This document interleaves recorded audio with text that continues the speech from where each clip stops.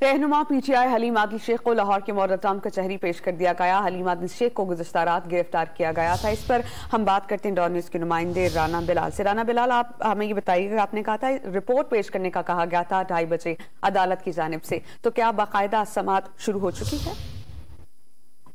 जी देखिए, लाहौर हाईकोर्ट में तो अभी तक समाअत शुरू नहीं हुई, लेकिन जो हुकाम है उनकी जानिब से पाकिस्तान तहरीक इंसाफ के रहनुमा हलीम आदिल शेख को लाहौर की मॉडल टाउन कचहरी में सख्त सिक्योरिटी में पेश कर दिया गया है।